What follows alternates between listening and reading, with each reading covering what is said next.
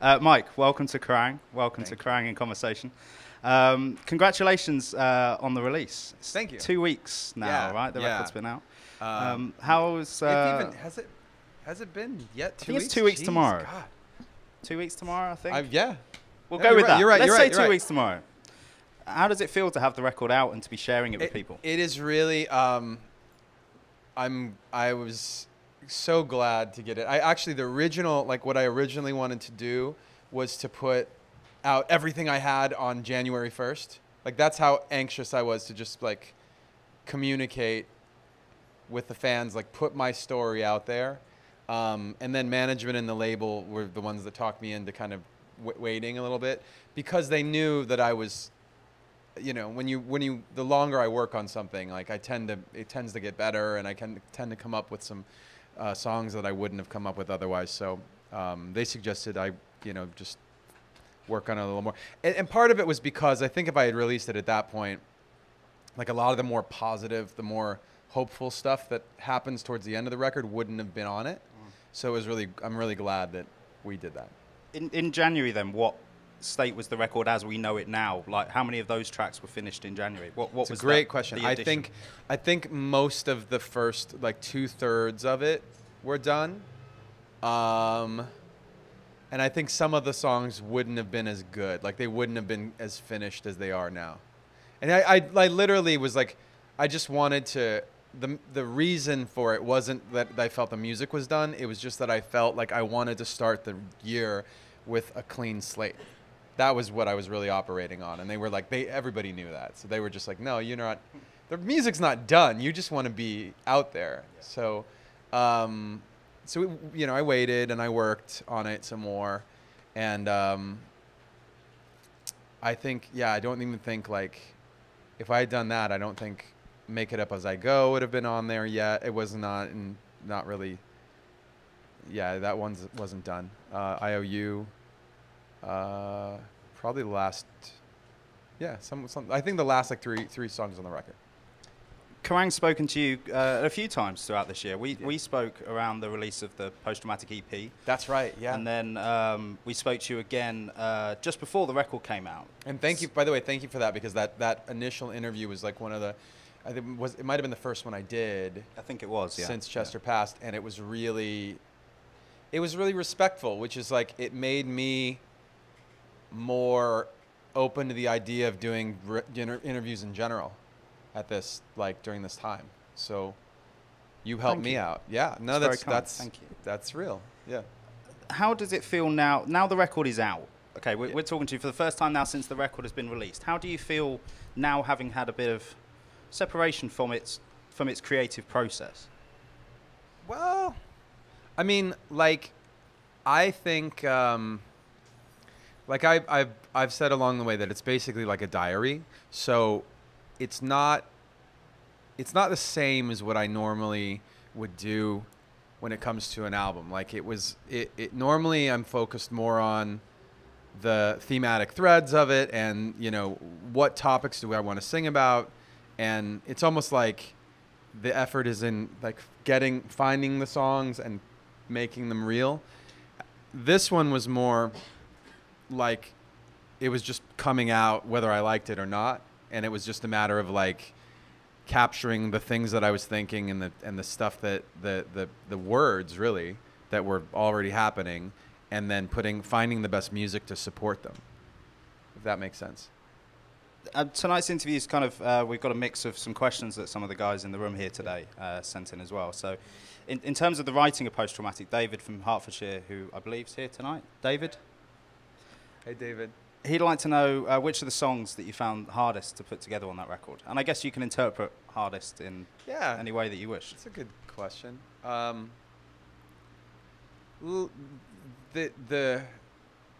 The topics that were hard, I'd say making the songs wasn't particularly hard, but the topics that were hard were I often talk about Over Again being just a hard, I was the chorus. I wrote the chorus about the lead up to that tribute show in October, the Hollywood Bowl show, because the second we decided to do that, like people were who had watched the show said, "Oh man, that must have been such a hard show to play," and that they're right. It was insane to play that show. With the longest show we had done was 90 minutes, basically around 90 to 100, and that show was like 3 hours long. But it was the difficulty of actually being on stage that night paled in comparison to the difficulty we had in actually rehearsing for the show, because it was weeks and weeks and weeks of playing the songs over and over again. When at the first point, like 6 weeks before that show, some of the guys hadn't even listened to our music yet since Chester had passed. So it was like they had to break that barrier, and it was crazy. So I wrote over again as we were going through all of that. It was like, rehearsing the songs, just, it was basically 5 days a week doing that. It was like just mind-numbingly hard. And then the day of the show, I wrote and recorded my first verse on that song.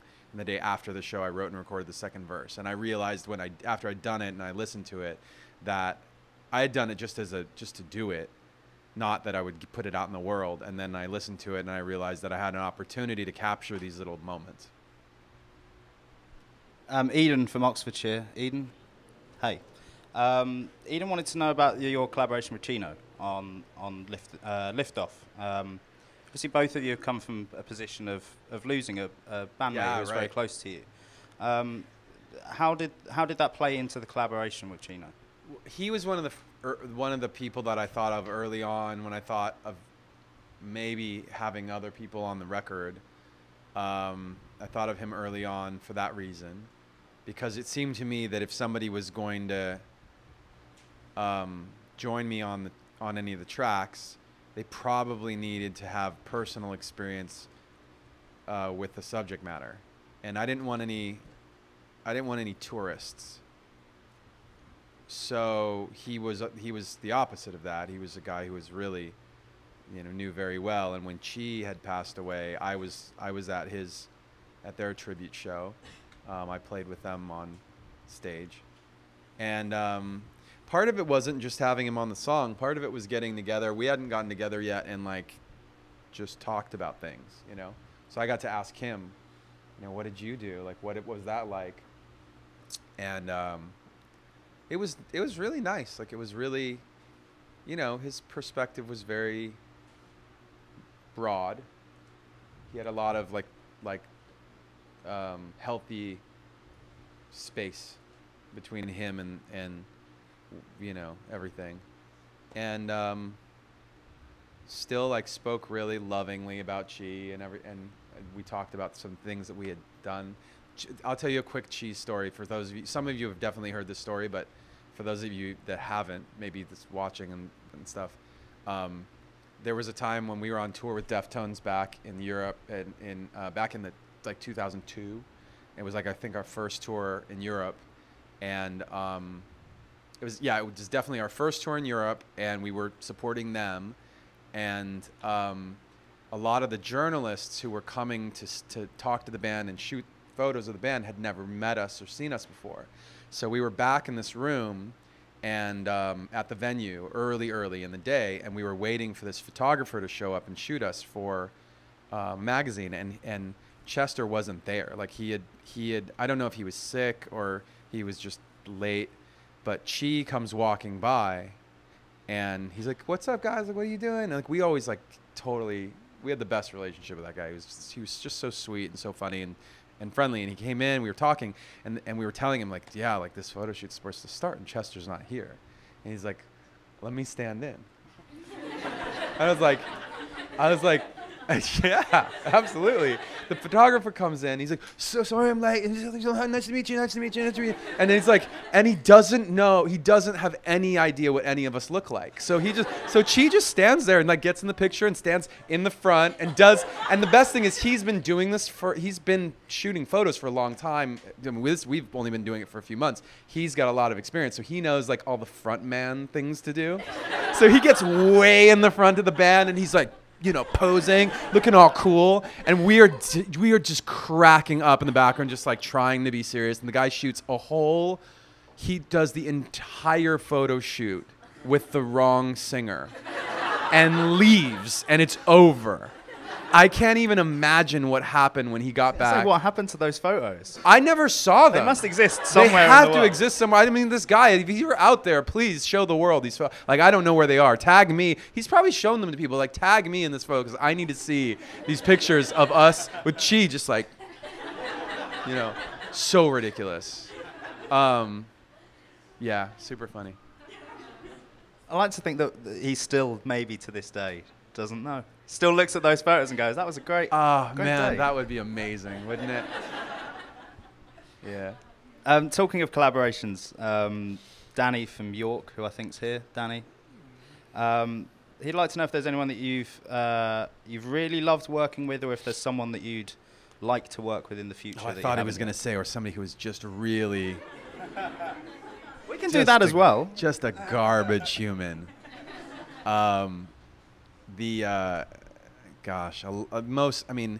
Everybody on this record was really a joy to work with.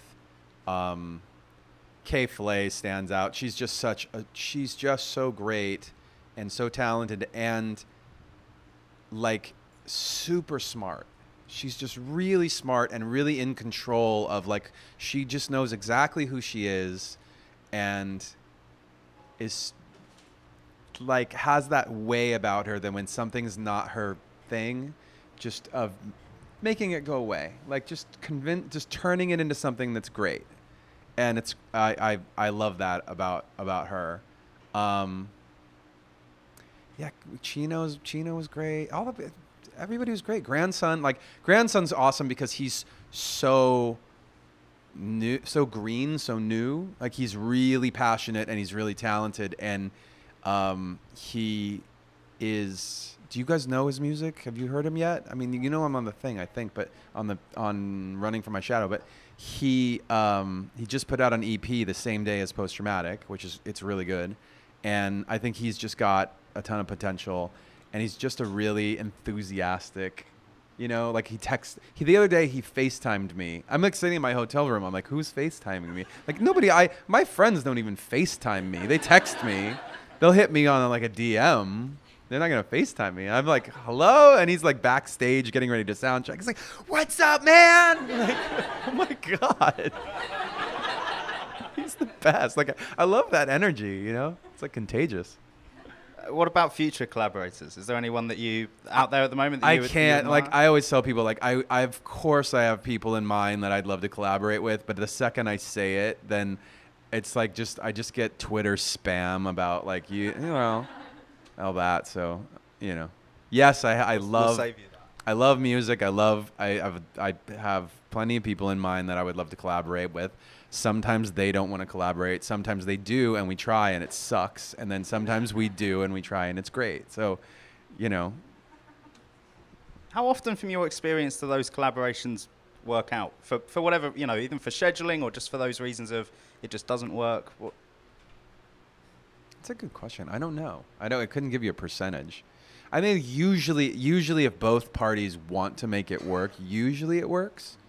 But like, look at the Aoki. We did a song with Steve Aoki, and it took years to figure it out. We probably had 7 demos of things before we ended up with 2. So 2 out of 7 in that case.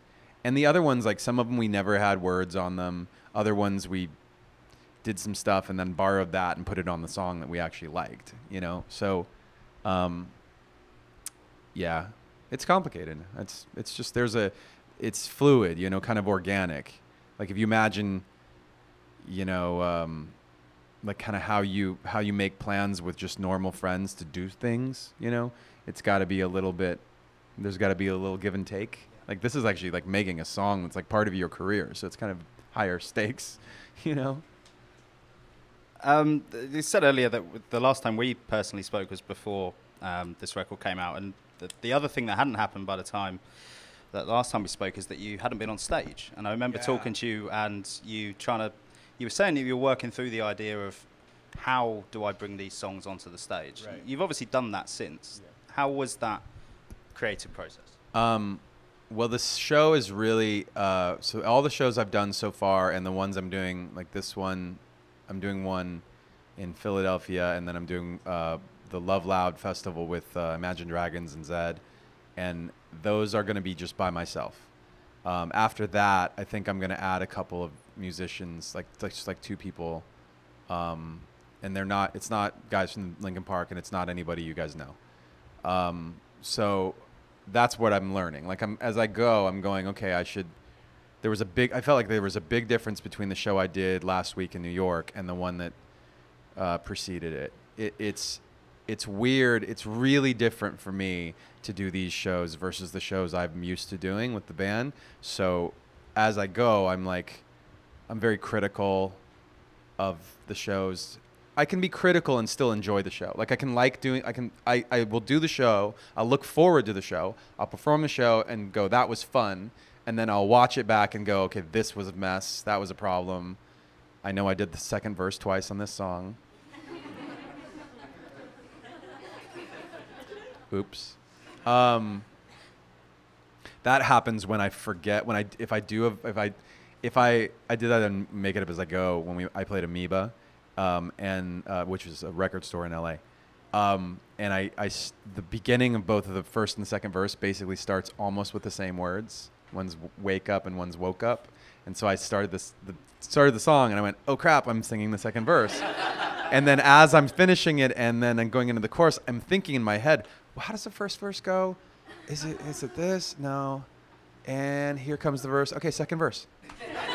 We'll do that again.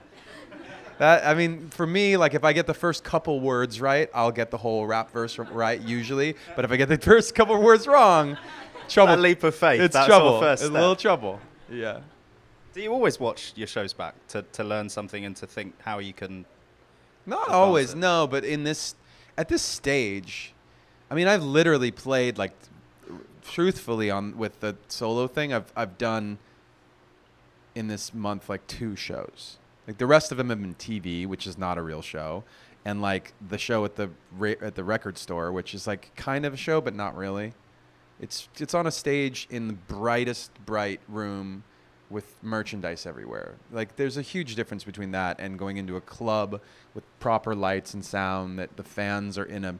It's all to all of us. It just feels like a familiar. We're at a concert now. We act differently. And by the way, that show was it was the closest thing so far to what I want to do.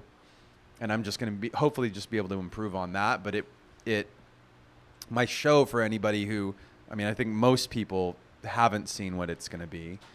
And I'm playing, mostly new stuff, but I am playing Fort Minor and a few Linkin Park things.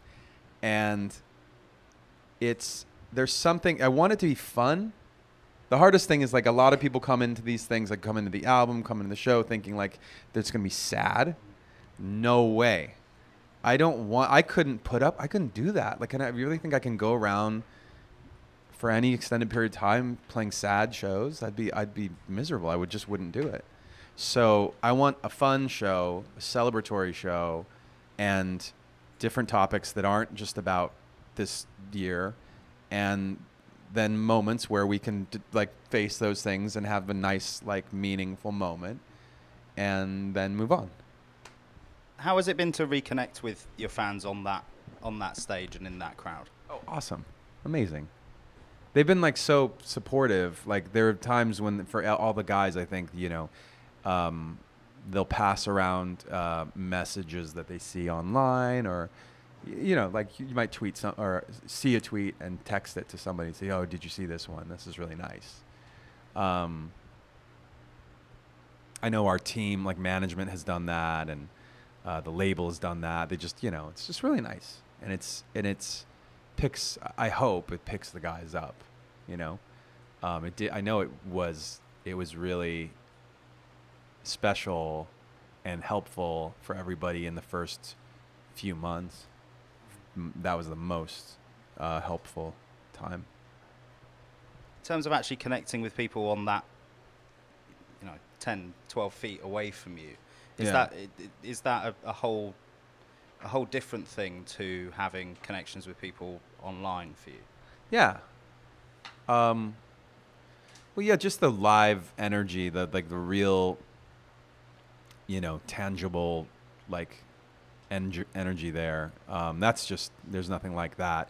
And you guys know this about me. Like I'm like more of like a reluctant front man. Like I'm not, there are people who go into it who love the spotlight. Like you can't get them to stop hamming it up and like jumping in front of everyone else and being silly and making jokes, and I won't shut up.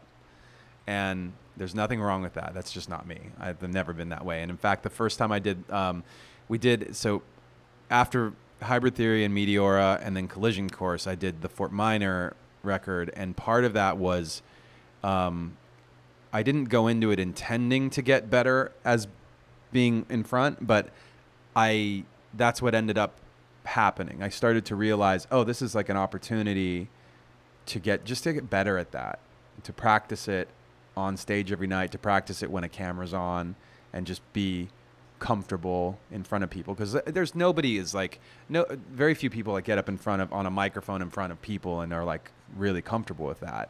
But you work at it, and eventually I felt like it felt fine. But it's not, I say fine, right? It's not like, yeah, man, like check me out. That's not usually my gig. Harry from Sheffield, who I think is here. Hey. Hey. Harry wanted to know about your music, and I think especially this album. A lot of people have found a lot of comfort in it through their own struggles and through relating to the music that you make. Do you ever feel a pressure to sort of deliver on that for people? I don't think it would be the most healthy thing for me to be responsible for that for anybody. I feel like my perspective on it is to just do my best to be a good role model, or if I learn something I think is worth sharing, to share it. I don't know, just be thoughtful. You know what I mean? Like there's the thing, like here's an example. Like here's something I figured out recently. It was after Kate Spade and Anthony Bourdain. I was looking around online and I was like, we're all talking about mental health, and people are starting to do the thing again where they retweet all this stuff and they talk and talk and talk. And some of their word choice is really bad, and some of they're describing things and all this like, and there's another thing which my wife calls grief poachers, where people jump in there and start talking about it as if they were part of the story, as if this was their best friend or somebody that they were connected in some way. It's like, no, you were actually just a fan of their thing. The end. Just as much as me, just as much as them. Like, I don't know why you're on TV. So I was watching all of this, and I was thinking about the fact that a lot of people who have, what I think an average like young person would consider to be like a pretty good social media following. Like people like collect followers. They've got a couple hundred followers, right? A few. Maybe a couple, maybe more. Maybe they've got 1,000 followers. Like we've got more influencers now than ever in the history of the world. Like whatever you say reaches more people than ever, and it doesn't matter who you are. And I was like, oh my God! Like all of these people need to know.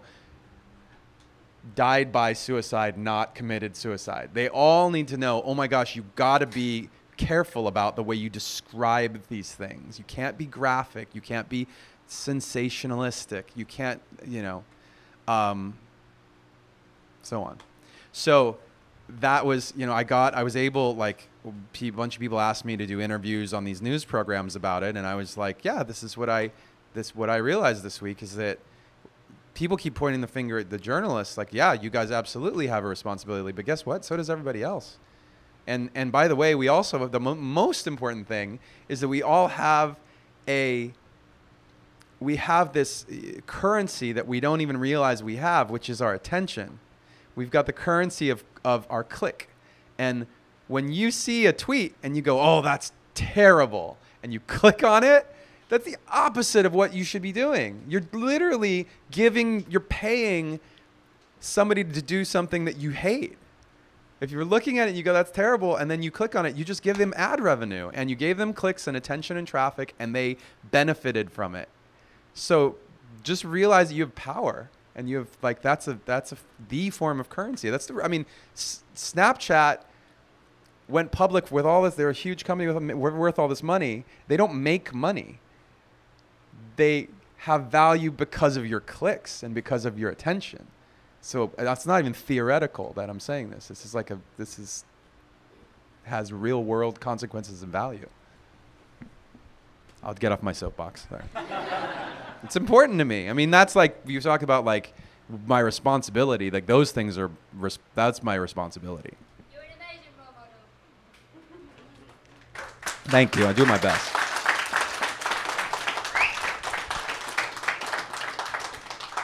Michael from Stanmore.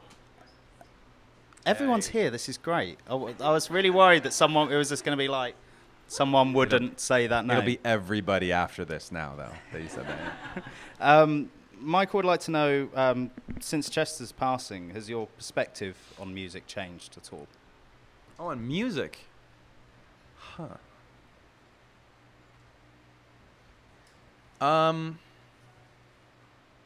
Not really. But I will say that one thing that I thought was kind of that I used to just kind of shrug my shoulders about, but now I'm not passive really about, is that Chester grew up on live fast, die young, punk and rock. And it like, I used to feel like that's just like, oh, that's like a thing. Like it's kind of cool. Nah, I'm not really I'm not a fan of it now. Because it is preaching that thing that got in his head that made him feel a certain way. Like it I'm not saying it's responsible. I'm just saying it added to the problem, you know? And what did Kurt Cobain grow up on? What did Chris grow up on? And it's dangerous. And I see that what's really interesting is in the young, like, SoundCloud rap culture, there was a lot of that going on, and then Lil Peep died, and then there's a bunch of people said, oh, wait a minute, we need to take it easy on the drugs. We need to take it easy on the lean and the, codeine, whatever. And I think they're kind of like grappling with it and wrapping their heads around it. So I feel like there's parallels that are happening that are not, maybe people aren't, maybe I'm off. Maybe I'm, just making it up in my own head. But the bottom line is like, for me, there are plenty of examples of people who have aged gracefully and like were cool and are still cool. Like I look at, Speedway just talking about Nirvana, like Dave Grohl has aged very gracefully. I think guys like James Hetfield they're still very cool. And then my brain goes to like the art world, like in the art and fashion. There's guys like Yoji Yamamoto and like Takashi Murakami, and there's so many artists and people in that world, creative people, who I look at them and I go like, that guy just even like looks cool. He like, so you don't have to like grow up to be a dork or lame. There were a few people here whose questions wanted to go a bit broader into your entire career, okay, rather than just on this record. Liam from Maidenhead, another one who's definitely here. This is brilliant. He'd like you to look back to your first ever sold-out Linkin Park show. What's going through your head at that time?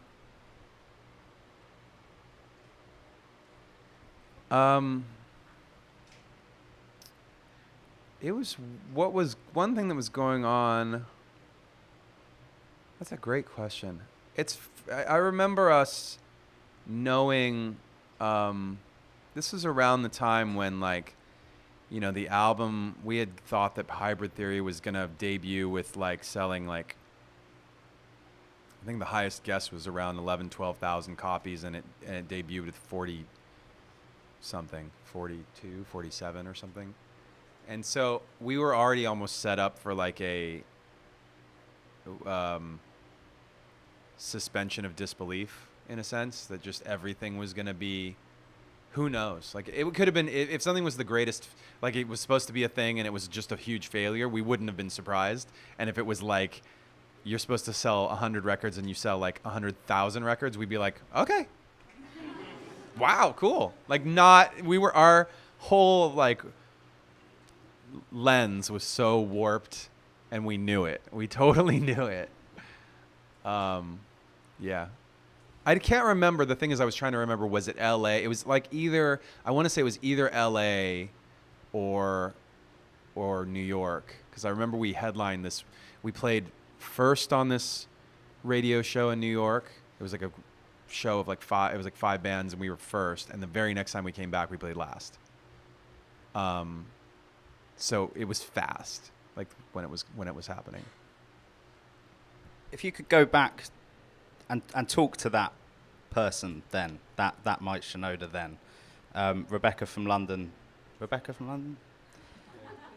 She'd like to know what you would go and tell yourself back then. What advice would you give that young man then?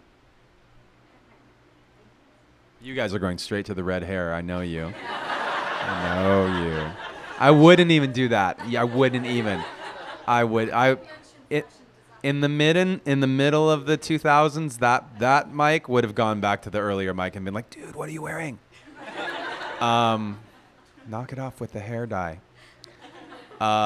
More so the gel. I think it was more so the gel than the hair dye. The hair dye on its own was not the major offense. It was the combination, cheap drugstore hair gel spiked with hair dye, and the fact that Joe and I were cutting our own hair and each other's hair, which tells you a lot about how much we were on the road. Yeah, no, none of that. Like, you know, I think if are you asking like what we would have like done differently? Yeah. It would probably have more to do with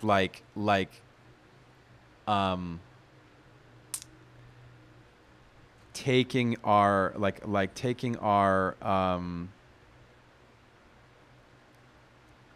I don't know, it's something about like taking our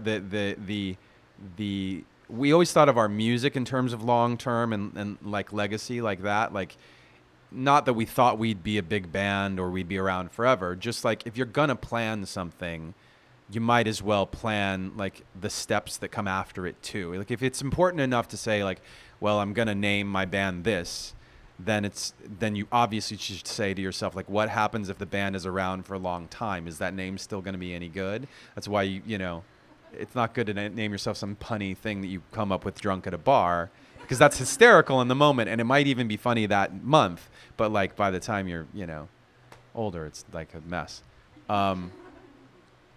So yeah, I think we treated certain things that way, but we didn't treat everything that way. Like I remember, like, here's a simple example. If anybody sent us a box of clothes, we'd wear them. It wouldn't matter. No, we didn't care. We were like, oh, cool, that's, you know, Drunken Monkey. What's that? I don't know. No, put it on. Like there was like, you know, like, and thankfully we made, like, I remember when we were wearing a lot of skate brands, because the skate brands were just like, it wasn't just us, it was every band was like, yeah, you send them stuff, they're all gonna wear it, that's awesome. Like, and then you sell a ton more, you know, merchandise because all these bands are wearing it. And for the record, Korn had already set the stage by wearing Adidas. Like, they were the Adidas band, so that was like part of the, we were like, oh, those guys are bigger than us, like, that's what they're doing, we'll do that too. And luckily we fell into some really good relationships with some really good people, but we didn't always do that. And sometimes it was just like, what ended up happening is that at a certain point we said, like, why are we doing this? And we just stopped taking that stuff, which sounds weird. Like, I want to buy clothes, I don't want you to give me free clothes. Yeah, I don't know what that means. It just means like to be thoughtful about, like, who are you? You know, like, because that's, you know, there's certain things that you do that like communicate to other people who you are, and that is like a minor one, but it's a minor example of like, okay, I know who I am. I'm not gonna let somebody else just like create part of my who I am like accidentally. This has gotten really weird. I'm sorry. I think we've got time for one more quick question. Jesus. I wasted all that time on that stupid thing. That doesn't mean anything. It was my fault. It's a very good question. I wish the answer was something like really meaningful and cool. One more quick one before we finish up here. Katie from Luton. We've got a They're full all house of here? people who are here. Yes. This is definitely the last one then. Which non-music related person inspires you the most and why? Oh, that's so good. Non-music related. Lots. I have so many. Honestly, if you go on my Instagram, if you look at my Instagram feed, I follow a lot of them. Like and I do it, actually maybe all social media. I follow the people that I follow who aren't musicians, it's usually because either I just like what they do, I think they're so cool, or I've gotten the opportunity to meet them and they're just great. Not everybody that I follow, but like a lot. Like that's a good sense because I couldn't possibly pick one. I don't think. That is all we've got time Really? for, I'm afraid, tonight. Should we just do one more? You want to do one more? I feel like we should do you one more. literally want to know what the 'cause last question my we were gonna answer end to on? that was kind of not that awesome. We can do one more. This is What what I if had down for the last question from Tanya in Northamptonshire. Yeah? She's here. Still, I was Right. thinking the last I liked one. this. I thought I'd hold this till the I end. thought the last one was gonna And be. it'll fall a little bit flat because you're not wearing one right now. But Tanya wants to know You guys how, aren't either. Wait, there's one there. Okay. how many flannel shirts do you own? I have a rack of like in my closet. I have like it's probably about this many like. So not crazy, but not compared. I have some clothes, so it's like But the funny thing is that I've never considered that like an important staple of what I do or what I wear. It's you guys that picked it out as a thing. I don't know why that became a thing. I mean, I feel like there are other things. I don't know what they are, but I feel like there are other things that could be like my thing. Like the red hair, the red over Oh gelled yeah, hair. red hair could be a thing. Black shirt could be a thing. Like our manager actually said to me at one point, like, how many black shirts do you own? And the reason, by the way, there's a reason. There's in probably both cases, there's a practical reason for both. Black shirts look good under flannel shirts, right? Well, number one, we play a lot of like hot, sweaty shows, and a black shirt, you sweat in it, it looks good. It still looks cool. If you wear a lighter colored shirt and you sweat in it, the sweat stains are dark. So that's the number one reason why. And the flannel, if you've got a black shirt on and you're out playing a outdoor festival and it's chilly, then you can throw that right on top. It's a very sensible and attractive option. I am not joking when I tell you that I have a flannel in the works for you guys. It's not even some throwaway. It's not even some throwaway thing. I didn't just like get a black and red flannel and just put a tag on it. It's awesome. It's coming soon. What's next? When people are like, what's the next thing for you? I'm like, flannels. Practical life advice and something to look forward to end on. That was a much better way to end. Yeah, right? It was much better. Love that. Thank you to everyone that's joined us here tonight. Thank you if you've watched on Facebook. If you've missed any of this and you'd like to see it again, head over to Kerrang YouTube. You can watch it all again in full. One more time, ladies and gentlemen, Mr. Mike Shinoda.